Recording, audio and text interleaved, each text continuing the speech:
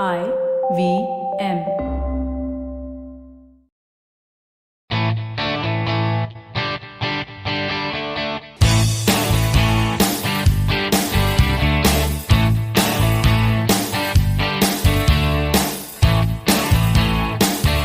Hello and welcome to a brand new episode of the Musafir Stories, India's very own travel podcast, where each week we share the journey of travelers in their own words and relive their experiences with you, our listeners.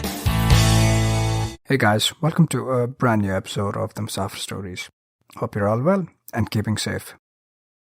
As we cruise past the halfway mark of the year 2022, it is a happy coincidence that we are taking you to a place that happens to be almost at the center of India.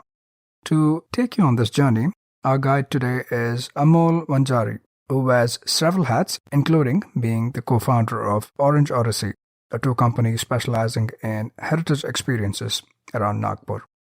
Let's hop onto the episode and find out more.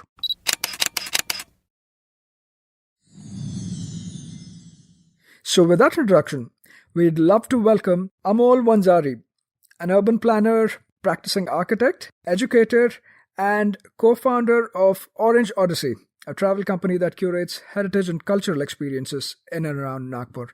Amol, thank you so much for being a part of the Musafir Stories and welcome to the podcast. Thank you, sir. It's my pleasure to be part of this podcast. Thank you. Thank you, Amol, and it's lovely to have you and such a distinguished guest as well. Really eagerly looking forward to chatting with you. The introduction I gave was quite brief and concise, so why don't you tell us a little bit more about you, and especially, obviously, from a Musafir Stories perspective, our interest is going to be the part of your bio that says co-founder of Orange Odyssey. So tell us a little bit more about Orange Odyssey, what you folks do, and how long when did you start? So we started with Orange Odyssey in 2018, but it was in 2013 when I was architecture student and me and Mandira, the co-founder, we used to be the representatives of our college. So we had organized a heritage walk for our colleges with a local body of architects. It was then when we were introduced to the heritage and the rich history of our city. Until that point of time, 20 years of my life, we used to be like, Nagpur mein kuch nahi hai. So that was even our first time to see the old city, and that was the moment for us. Nagpur mein ye sab hai, ye sab kuch hai. Right? The heritage of our city enthralled us so much. So we were full of pride and had developed a sense of belonging and pride for our city. So it was since then we were thinking we should show these things to other people who say Nagpur mein kuch nahi hai, Nagpur mein kya hai, right? So we started with taking walks free of charge initially, and then we went on establishing our venture, Orange Odyssey. So Orange Odyssey is a brainchild of my friend architect Mandira Nevre and me. And we have been doing these heritage walks for the past 3 years now. We'll be celebrating our 3rd anniversary this week.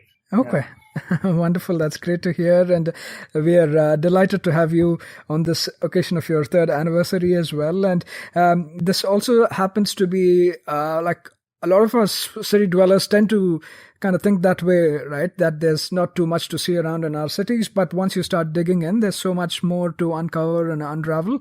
So we are also eagerly looking forward to finding out more about Nagpur beyond, obviously Nagpur is famous for, I think it's two most famous, yeah, exactly, oranges. And obviously we keep hearing in the news that it is also the headquarters of RSS or Rashtriya Swayamsevak Sangh. So beyond those, there's definitely a lot more things to Nagpur, and we are looking forward to finding out more about that. Can you tell us a little bit about what you're going to be showing us around Nagpur and what we are going to be discussing today? So today I'll be taking you on a heritage walk of the old city. The title of the walk that we do here in the old city is Nagpur's Story of Evolution. So we start this walk at Gond Darwaza and end at Shukravar Darwaza or the Gandhi Gate. So we call it a walk between the gates, and it's a 3-hour long walk where the theme of the walk is evolution. So we have divided the walk into 5 layers of the history. So we would be talking about the first layer, that is pre-Gond era, then about the Gond period, then the Bhosle period, and then the British period, followed by the post-independence period. Okay, wonderful. So not just a walk between the gates, but also a walk between different eras and between different periods of time, right? Like you've beautifully put, right from the prehistoric periods to the post-independence period, right? So it's really a beautiful way of looking at a very layered history of Nagpur almost. So really excited to be discussing a little bit more about that. You mentioned that this walk is about 3 hours in duration. Given that it's a walking tour, in terms of distance, how much of a distance are we roughly covering in this 3 hour duration? So it's nearly about 1.5 kilometers that we walk. Okay, so that way it's not too much in terms of distance, and a lot of these places that we'll be covering are also close by to each other, which is great. Now, in terms of just kicking off the walk, please take it over and tell us more about where you start this, and let's start talking about this prehistoric period and its connection to Nagpur that you discussed. So people usually say that Nagpur is 300 years old. The modern city, which was founded, it was established by Gond ruler Bakbul and Shah. So that city is 300 years old. But this whole region was occupied by the humans prior to that. So in Nagpur, on the outskirts of Nagpur, we have these sites at Junapani and Mahurjari, which are stone circles. So those are the menhirs or the burial sites from the megalithic period. So there are 300 such stone circles at Junapani and Mahurjari combined, and those stone circles date back to 3,000 years ago. So that's a proof that there existed a human settlement in this region at that point of a time. Yeah, I think it's also very peculiar, right? Because you don't usually come across these that easily, especially obviously the cities are so populated with buildings and everything now. So that way, it's really fascinating to find these out. But in terms of you starting the walk itself, has it started from this point that you mentioned, Junapani and Mahurjari? Is it actually there, or you basically start with a reference to this? We just place? Start with a reference to this, okay, and with another reference that is of Devri plate. So we have got a copper plate inscription at Devri, which mentions grant of some village to some person from district Nagapura Nandivardhan. So the copper plate inscription dates back to 10th century. And it is probably from the Rashtrakuta period. That is another proof that there existed settlement called Nagpur in this region. Now, right, the Nandivardhan, that another name that is mentioned with Nagpur, is today's Nagardhan, which is about 50 kilometers from Nagpur. And it used to be the capital of some branch of Vakatakas as well. So we are right now at the old core of the city. The old city is on the northern banks of River Nag. So we are right now standing at the Gond Darwaza, or the Nagarkhana of the Gond Palace. So this is about a 160 or 180 years old structure. In the end of 16th century, there was a king called Jatbasha Ajanbahu from Devgarh, and Nagpur region used to be the part of Devgarh kingdom. So during his time, there was a military outpost or a defense fort kind of a thing which he built at Nagpur. The fort was on the northern banks where we are right now standing, and it had 4 bastions, and it was a small fort. The region that we are talking right now is the central India between the Godavari and Narmada. So this region was always covered with dense forests, and these people from the Gond tribe, they used to live in those forests. So the region was called Gondwana region. So Gond as in the tribe, and Vana as in the forest in Sanskrit. Now, interestingly, our tectonic plate is also named as Gondwana plate. At this point of time, in the northern India, this Mughal empire was at its peak. and this was Akbar's time. When this king of Devgarh was recognized as the local zamindar or the king, and he was given the rights to collect the taxes, and he used to pay the tribute to the Mughal Empire. During Shah Jahan's time, there was some king who didn't pay the tribute. So to collect the arrears, Shah Jahan ordered an attack on Devgarh. His minister came to Nagpur and he attacked on the fort, which was there at Nagpur. And in that attack, the 3 bastions out of the 4 got destroyed. So there is just one bastion which is left from the original fort. And also just going back to this period, right? Like you mentioned, this was is this still the period before the city of Nagpur was established, or yes, is it after that you speak? This is the period Nagpur is yet to be established as a city. Okay. Okay, please carry on. And you're taking us to the last remaining bastion. Yes. That you said? Yes. So now we are at the left bastion of the fort, which was here. So the bastion is around 25 feet high, and it has a cannon on top of it. So the cannon is still there, and it's called Mariam. So the gun still lies there.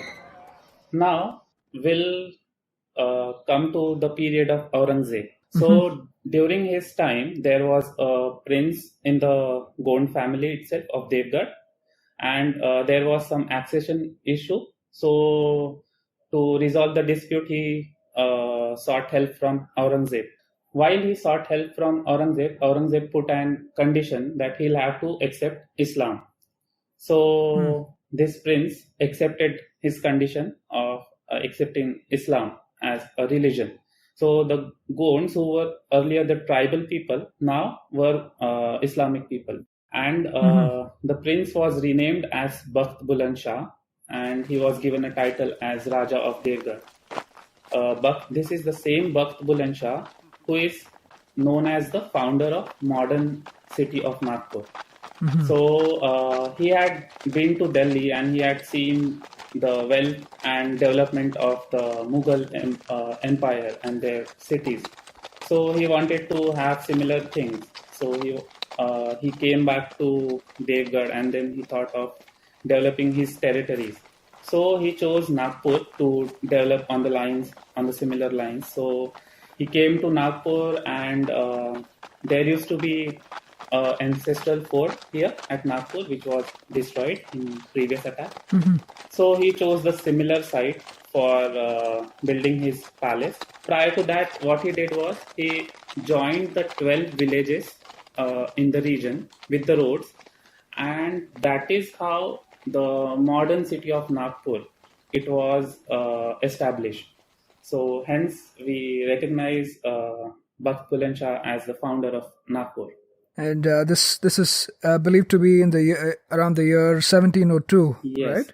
And also the belief is that it's named after the river Nag that you mentioned earlier. It's named after that, right? Yeah, so there are various beliefs about the name of the city, but the most common one is that the city was named after the river Nag.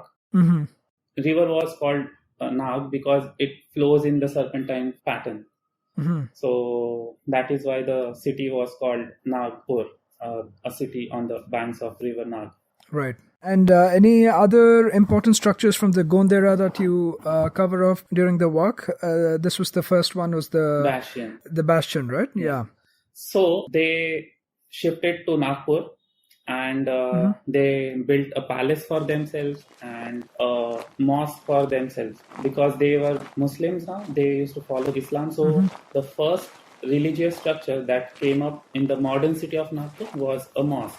The mosque was called Shahi Masjid of the Royal Mosque. So it is the site of the mosque is just beside the bastion that we had visited. The older mosque is not there, but a newer mosque has been built on the same site. And the mosque used to be connected with the Gond Palace, which was built here. So now we'll move on to the next structure, that is the Gond Palace precinct. So here in the Gond Palace precinct, we have the plinths from the original palace which used to be here. Mm-hmm. Older palace was divided into the two parts. One was obviously the public part, which had darbar hall and everything. The other one was private part of the palace, which was their residential quarter. Right. The Darbar Hall is no more. But we do show the pictures from 1990s when the Darbar Hall used to be there. So there is just the plinth, and in front of Darbar Hall there used to be a beautiful marble fountain which was built. So the fountain is still there. And in the private part of the palace, the descendants of the Gonds, they still live there, and they have built their house on the same plinth from the older palace. Mm-hmm. Then there's old well which is there from that time, and which used to supply water to the palace and to the garden which was there. Okay. And just before you move to the next structure, Amol, a couple of quick questions. So you mentioned that only a part of this remains, right? The palace. Yeah. And part is actually occupied by, I think it's a private residence of the family, Yes. right? So in terms of access, like how much of this is accessible that is a part of your walk?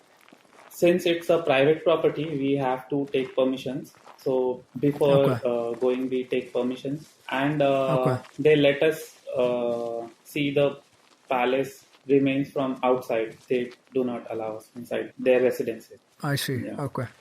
So the king, Bakht Buland Shah, was succeeded by his son Chand Sultan, and it was during Chand Sultan's time that the development of the city took place. So he built a fortress to the city. So Nagpur was once a walled city, and it had 5 gates, and there were a few smaller gates on the river side as well. So there were 5 main gates of the city, out of which the Jumma Darwaza, where our walk will end, used to be the main gate of the city. So it's on the western side of the city. It was called Jumma Darwaza.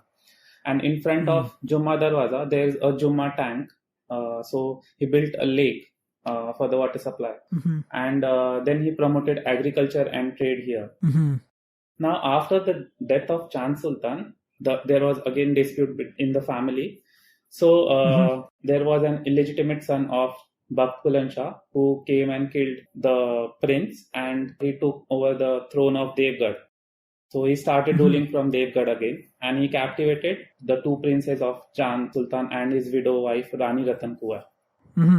During this time, there's a place near Nagpur. It's called Yavatmar, and near Yavatmar there's this dham where a Maratha Sardar, Raghuji Bhosle, he was establishing his kingdom and trying to expand the Maratha empire. So this Rani Ratan Kaur, she invited Raghuji Bhosle to intervene. So this Raghuji Bhosle attacked on Devgarh, and he killed Wali Shah, the illegitimate son of Bakht Buland Shah, and he returned the Devgarh kingdom to the Gonds. Now, in the barter system, there took place an agreement of Devgarh, according to which this Rani Ratan Kaur gave 1/3 of her property to Raghuji Bhosle. That is how Raghuji Bhosle, a Maratha Sardar, came at Nagpur. Still, the kingdom was with the Gonds. So Akbar Shah and Burhan Shah, the Gonds, they were ruling. There was again dispute between the 2 brothers, and this Burhan Shah sought help from Raghuji. Akbar Shah went to Nizam, and he was poisoned there. So Raghuji Bhosle intervened, and he got this Burhan Shah to Nagpur. He asked him to be at Nagpur, and he started giving him a pension of 3 lakhs. And he used to look after the administration. So that is how these Marathas, they got control over Nagpur very peacefully through agreements. There was no battle between the Gonds and the Bhosles. At the same time, there were 2 rulers who were staying in the same city. They were staying nearby. These Gond people, they were living in the Gond palace, the fort. So they were called Kille Wale Raja. And then there was this Maratha rulers who were staying at Nagpur at the same time. So Yeah. Nagpur at that point of time was a great example of what we could call communal harmony. Right. This is basically the same Raghuji Bhosle who perhaps started the Nagpurkar Bhosle family, right? That's part of the Maratha Confederacy Yes, eventually, and ruled several other parts of India as well. Correct, yes, Amol? yes, yes. Right. From here on, we move on to our third layer, that is the Bhosle period. So this Raghuji Bhosle was the third Sena Sahib Subha. Chhatrapati Shivaji, he had founded the Maratha Empire, and there were several kingdoms within the Maratha Empire, and there used to be one king, that is Chhatrapati. Chhatrapati Shivaji was succeeded by Sambhaji and Chhatrapati Shahu. So it was during Chhatrapati Shahu that there was a Maratha Sardar, Parsoji Bhosle, who had helped him. So Chhatrapati Shahu had given him the rights to collect the taxes from the Berar region, from the central India. And he had given him a unique title which was called Sena Sahib Subha. They were still the Sardars or the ministers of the Chhatrapati family. Raghuji Bhosle was the third Sena Sahib Subha. He had come to Nagpur on the invitation of Rani Ratanpur, the Gond Queen. Right. And since they came to Nagpur, from here on, their family was known as Nagpurkar Bhosle. Right. This Raghuji Bhosle was one of the bravest among the entire Nagpurkar Bhosle family. He had participated in various battles and had done various campaigns. He eventually settled at Nagpur, and he was expanding the Maratha Empire on the eastern side. When this Nagpur kingdom was at its peak, it included most of today's Odisha, Chhattisgarh, most of the parts of Madhya Pradesh and Vidarbha and all this region. So this huge part was under Nagpur kingdom, and Right. the capital used to be at Nagpur. Nagpurkar Bhosles had done over 8 campaigns on Bengal.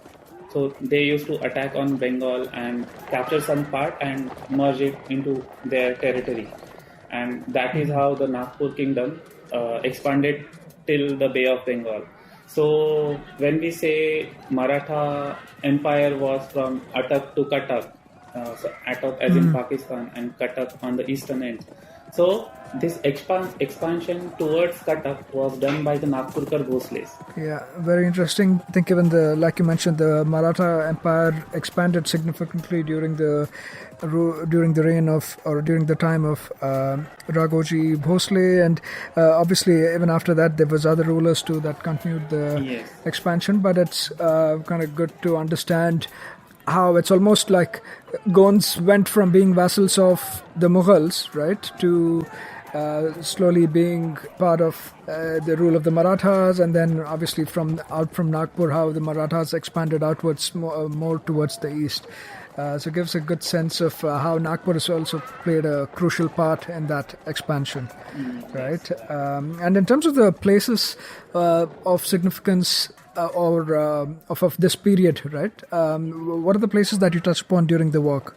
So we will now see the Nagarkhana of the Bhosle Palace. So it's called Kalyan Dwar now. So there's a huge gateway or the Nagarkhana of the palace which is remaining. There used to be a very huge Raj Mahal or the Rajwada of the Nagpurkar Bhosles. It had 5 courtyards and it was a 2-storied structure, and its plinth was in stone, and the whole superstructure was made using the wood. And the wood was extensively carved, and it had very beautiful and intricate carvings. So in 1867, there was a fire when this Rajwada got burned down. So nothing is left but just the gateway. And in terms of say when you compare this to the Nagarkhana of I believe the previous one is the Gond period Nagarkhana that you touched upon, right? Yeah. Do you see, in terms of say the size of it, or even any sort of differences or similarities, do you see any, Amol? So if we compare the two Nagarkhanas, the Nagarkhana of the Bhosle Palace is larger compared to the Okay. gold Nagarkhana. And the gold Nagarkhana is in sandstone, and the Bhosle Nagarkhana is in black basalt. So since it is in black basalt, it is still intact. Okay, good to know. And this is the Kalyan Dwar that you said, right? Yes. That also has the Shiv temple inside. Yes, and just beside the Nagarkhana, there used to be a horse stable, and the horse stable was eventually converted into a market. The market was circular in shape, so it is also known as Gol Bazaar. Now, this Gol Bazaar used to be the important plaza kind of a thing in the city. So there's a older talkies, one of the oldest talkies at Nagpur, Rajvilas talkies, which is just beside the market. The market used to be a vegetable market on Wednesday.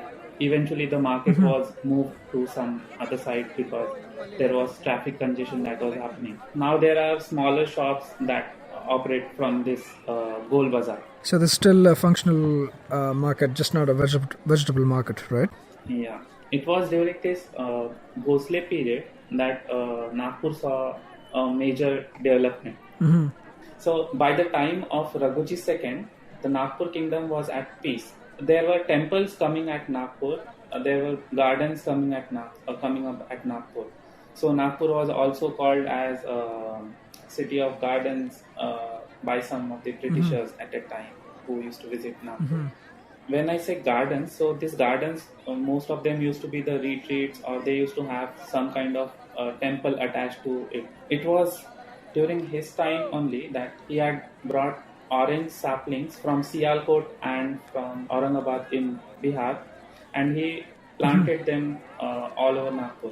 So that is how orange production started here, and now here we are known as Orange City. Yeah. So this is during the period of Raghuji Second. II, you're saying, Yes. right? Okay, Raghuji Bhosle II. Yeah.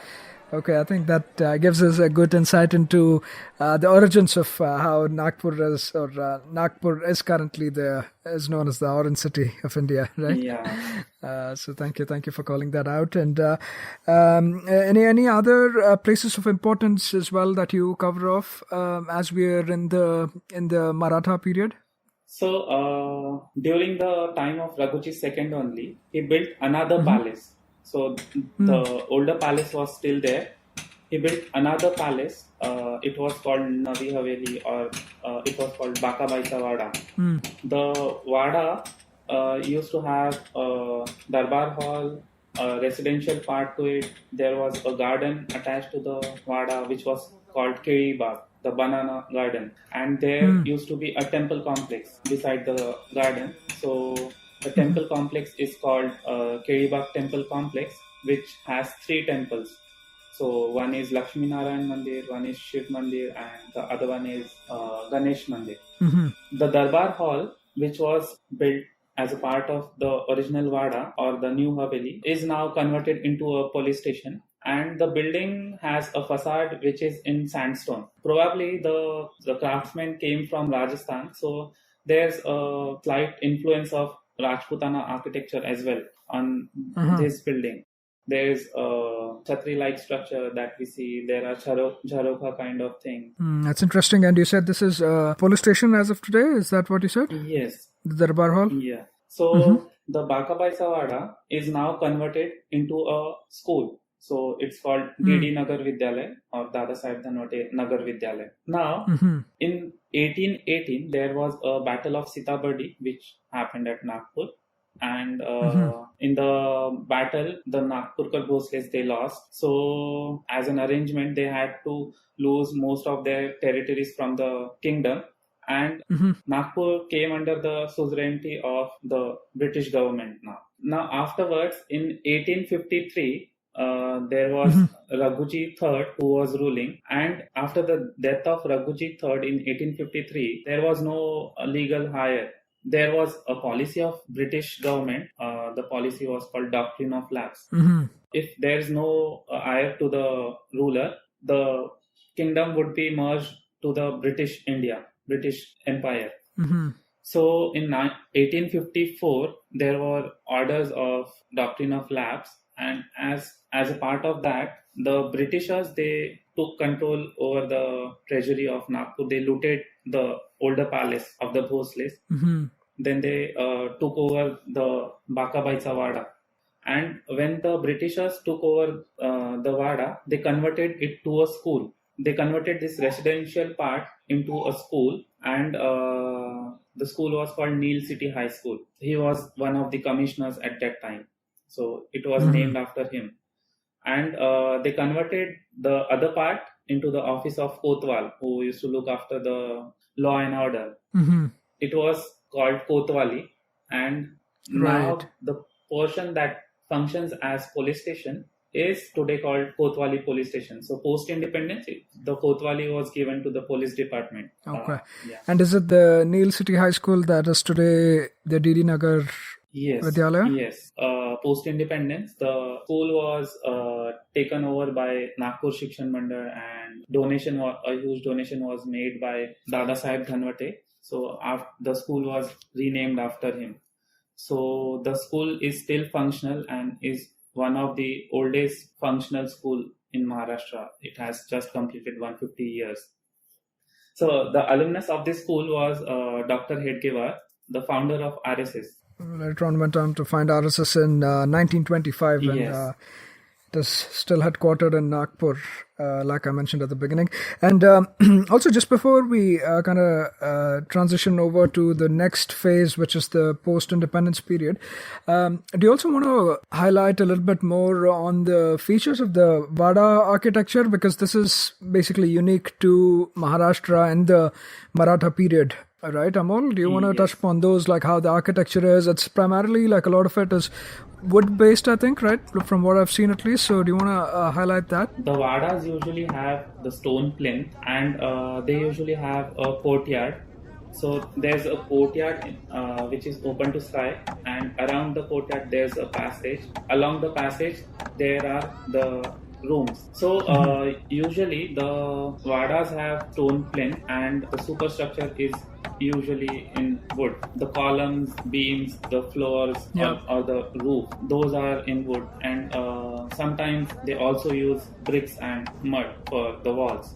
Here at DD Nagar, we can see a beautifully maintained courtyard which is still there with all the wooden columns that are there which have carvings. Yeah, some very beautiful ones, and like I mentioned earlier, you'll come across a lot of these Vadas across Maharashtra, right? Not just here, primarily even in Pune, where there was a lot of the initial structures from the Maratha period, especially during the Peshwas, as well as other places. But very peculiar and very unique to Maharashtra. So thank you for calling that out.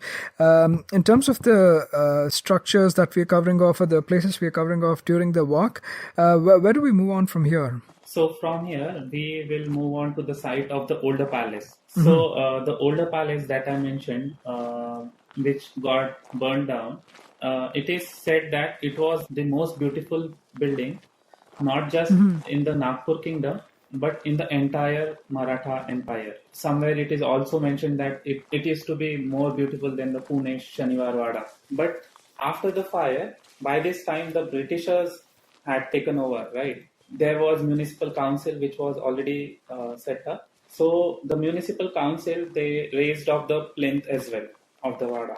Like I mentioned, the Vadas used to have the plinth in stone. So in case of Shaniwar Vada, we see a plinth that is there. But in case of Nagpur, they raised up the plinth. So there is no proof that there existed any Vada or a building on that side. Yeah, that is the most saddest part. First the fire, and then raising of the plinth. The site was then, the land was then used by the municipal council for a town hall, municipal town hall on the site, and some part of it they built a native library or Rashtriya Vachanalaya as it is called today. Okay. Yeah, so there are two buildings which are still there. From here we'll move on to the senior Bhosla Palace. Okay. this is on the same part of the land on which the original Wada used to be. So there is this senior Bhosla palace where the descendants of the Bhosles, they still live here. So the palace is a two-storied building. Most of it is in stone, and there are two courtyards to the palace, and there's the third courtyard, which is their Devghar, and that is their temple of the Wada. So even this Wada, Rajwada, has a huge gateway, not as huge as Kalyandwa, but a huge Nagarkhana gateway. Is there any significance to the name? It's called as the Senior Bhosla Palace, like you said, right? Is there any reason for that? Yeah, so there was a partition in the family. So there were two clans, a senior Bhosla clan and a junior Bhosla clan. There's another palace in the same area, Mahal, junior Bhosla palace, which we do not cover usually in the walk. Now, even in case of senior Bhosla palace, since it is occupied by the family, we can just see the palace from outside and the structures that are there around the palace. Okay, very interesting. But perhaps also one of the final structures of this era that you cover, the British period, is that it, or do we have more places to stop on? So our next stop is Rukmini Temple Complex. Now this Rukmini Temple Complex is from the Bhosle period. So it was built by Raghuji III, dedicated to one of his mistresses, Rukmini, or Rukmini by Rukmabai. So it's a temple complex which has two temples, and it's I will call it as the masterpiece of the temple architecture by the Nagpurkar Bhosles. Okay. There are two temples. One is Shiv Temple and another one is Lakshmi Narayan Mandir. The temples of Nagpur usually have stone, Garbhagriha and Antarala, and the plinth of the Sabha Mandap is in stone, and the superstructure of the Sabha Mandap is generally in wood. So at Rukmini Temple Complex, both the temples have beautifully carved wooden columns and the beautiful arches in wood. Like I mentioned, the older palace which got burned down had beautiful intricate carvings. So we could see what could be the example of intricate carvings in these temples. Now the Garbhagriha which is there has tremendous amount of carvings on it. The temple is built in sandstone. For it's quite softer and carving is quite easier. Unlike the temples in heartland Maharashtra, Pune or other parts, this temple is not in black basalt but in sandstone. Yeah, interesting. So one of the key examples of the temple architecture during the Bhosle period, you would say, right? So definitely important place to visit, and also, like you said, it's doubly important now because given that a lot of the architecture was kind of lost during that fire of the old palace, the old Bhosle palace.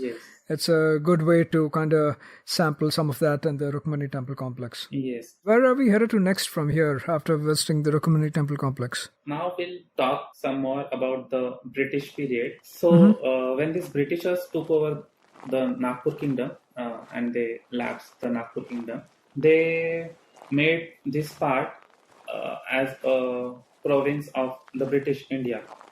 So the province was called Central Province because it was centrally located, and later on the Berar or the Varhad part was merged into the province. So now Nagpur city became the capital of Central Provinces and Berar state of the British India. These Britishers, when they came to Nagpur, they developed another kind of a city for themselves. On the other side of the Jumma Talab, they developed civil lines for themselves. So the story about how Britishers came and the civil lines we cover in another of our walk. It's called Dawn of British Raj in Nagpur. There are beautiful and grand colonial structures that are there at Nagpur. The best examples could be the Vidhan Bhavan, the General Post Office, or the old High Court, the new High Court, Institute of Science, the other places that we show during the other walk. Yeah, very interesting. And I think it's also a lot of other cities as well. You see this pattern, right? Once the British started, or the colonial period started, they developed separate quarters for themselves or for their like cantonments for their armies, etc. So you always have this pattern of civil lines propping up in cities that you can still find remnants of. Yes, that is the pattern we could trace out in many other cities, that the Britishers have developed civil lines. So to divide the old city and the civil lines, there was a railway line which divided both the parts. You actually reminds me, even in Bangalore, right? So I grew up in Bangalore. There is this huge park called the Cubbon Park that used to divide the old city and the Anglo-Indian or the British part of the city, right? That used to serve almost like a buffer. And at one point, I believe you had to even get passes if you wanted to move from one side to the other. So it's just interesting that you can actually see the subtle patterns across different cities within India developed during the time of the Britishers. But yeah, I just wanted to mention that too. Yeah, these Britishers, they used to consider themselves as civilized and sophisticated people, and we were the unsophisticated ones. So they used to develop new posh localities, neighborhoods for themselves. Yeah. So we'll now move on to the final layer, that is the post-independence period. Okay.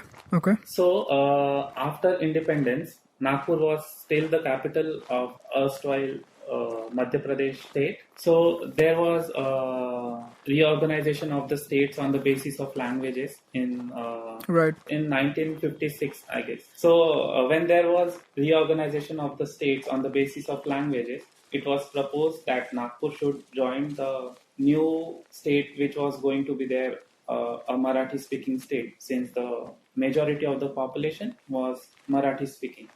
There was a Nagpur Pact which took place, and as per the Nagpur Pact, Nagpur would be the second capital of the new state Maharashtra, and it would have a bench of the High Court, and it would have a winter assembly session at Nagpur, because Nagpur was the only city which lost its capital status after the independence. So there is no other city which has lost its capital status.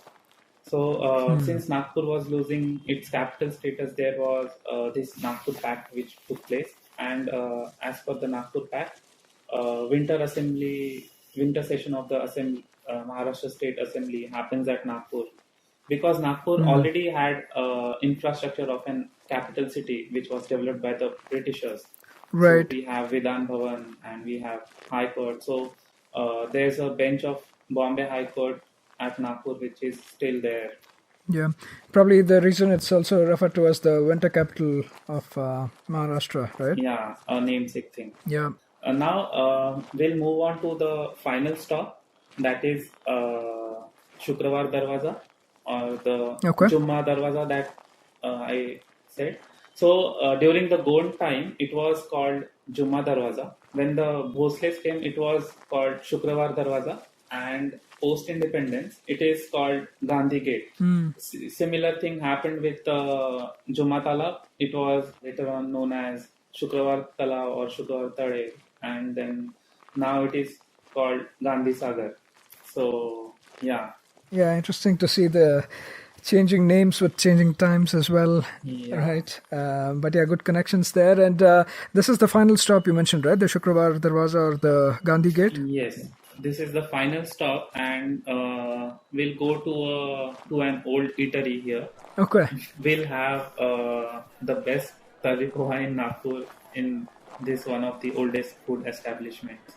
Yeah, I think especially since you've been walking for the past 2.5 to 3 hours. Yeah, I'm sure one definitely deserves a quick bite of the I think it's very popular also in Nagpur, right? The Tari Poha. Yes, so Tari Poha is very famous in Nagpur. So it's poha which is served with the chana and it's tari on top of it.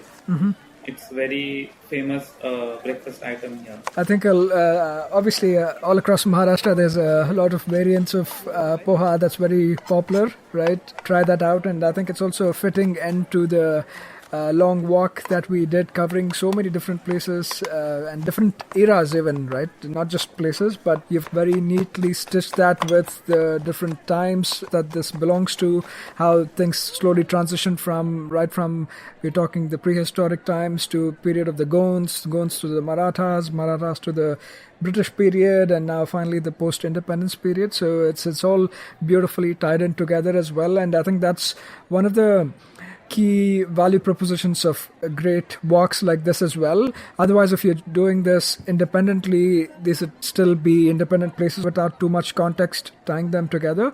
But doing it as a part of a holistic heritage walk like this, that and several other walks done by Orange Odyssey, it's great to kind of tie the different ends and make more sense of the long, rich history of this place, right, of Nagpur. So thanks so much for so beautifully tying all of these together. Just in terms of some of the other walks done by Orange Odyssey, do you want to touch upon some other examples too of the walks you do, Amol? During the Bhosle period, they promoted textile weaving at Nagpur. So a lot of Koshti weavers and the Moomin weavers got settled at Nagpur. So Nagpur was once famous for its textile. So we have another walk which covers the stories of these weavers and this weaving culture. So it's called Weavers of Mominpura. Mm-hmm. Then another one is, like I said previously, Dawn of British Raj, where we cover the structures from the British period.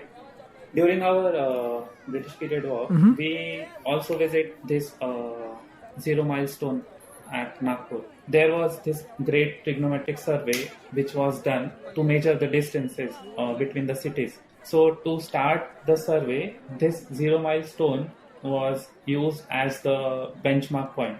Since Nagpur was located centrally, the city was chosen as a start point, and from here the survey was done. There's a pillar, a column which is there to commemorate this event. So when in Nagpur, do make sure to visit the Zero Milestone. Just beside the Zero Milestone, there is Central Museum of Nagpur. So you should make a visit to the Central Museum as well. Yeah, definitely. A lot of interesting places to cover. Obviously, we only touched a fraction of it by doing that walk about the evolution of Nagpur. A few other important places that I came across while reading up was obviously this place called as the Diksha Bhumi, right? Yes. Very popular stupa and believed to be the largest or the second largest Buddhist stupa in Asia, and very significant in terms of Ambedkar accepting Buddhism at this place, right? Amol, I think that's why it's very popular as well. Yeah, Nagpur does have a significant Buddhist population too, right? So that's one of the reasons, I believe. And apart from that, there's a few other Vadas too, Chitnavis Vada being a popular one, apart from the Baka Baicha Vada that we visited. So a lot of things you can visit, and obviously even from a food perspective, we did touch upon the popular Tari Poha, but beyond that, the Savji cuisine, right? I think that's how it's pronounced. Yes. Am I pronouncing it correctly? It's very popular to this area, to Nagpur and the Vidarbha region in general, right? Yes. The very spicy cuisine that's prevalent in this region. Yeah. With the industrialization, there came up these textile mills at Nagpur. So one of them being Tata's Empress Mill, which came up. And eventually, handloom weavers, they were unemployed, so they started their eateries, and they started selling their food. So Sauji is the community which is also known as Koshtis. So it is the food of that community which they sell. Right. So it's very, very spicy. Most of it is non-vegetarian delicacy, but there are vegetarian options as well. Yeah, so definitely try that out, but beware that it's going to be very, very spicy, like Amol mentioned. But yeah, thanks so much, Amol, for so beautifully covering off so many important parts of Nagpur, and more importantly, like I mentioned, giving us a sense of the literally the evolution of Nagpur, right? We really, really look forward to following Orange Odyssey, and would like to congratulate you once again for your third anniversary celebrations. And hopefully, as a part of our collaboration, we could also give away a few tickets to these wonderful walks done by Orange Odyssey to some of your participants. We'll definitely plan that out and let our listeners know how they can try to participate as well. Yeah, next time, before even you think of Nagpur mein kya hai, think about what Amol said. Nagpur mein bahut hai, aur ये सब कुछ है जो we discussed over the past 60 minutes or so. Thanks so much, Amol. Yeah, thank you so much, Seth. So next time when you make a visit to any of the tiger reserves, do take an extra day and stop at Nagpur. So Nagpur is also known as the tiger capital of India or tiger capital of the world, as it connects the 13 tiger reserves in the nearby area. Definitely an icing on the cake by adding the several tiger reserves in the vicinity too. And thank you so much, Amol, once again for covering off so much and showing us a glimpse of what Nagpur is all about. Thank you. Thank you so much, Seth. That was yet another great episode on the Musafir Stories. Make sure to show us some love by sharing the podcast with your friends and family. We are on Instagram and Twitter at Musafir Stories. If you like this podcast, don't forget to check out other interesting podcasts on the IVM network. You can listen to us on the IVM podcast app or the website. Follow us on our social media. We are at IVM Podcasts on Twitter and Instagram.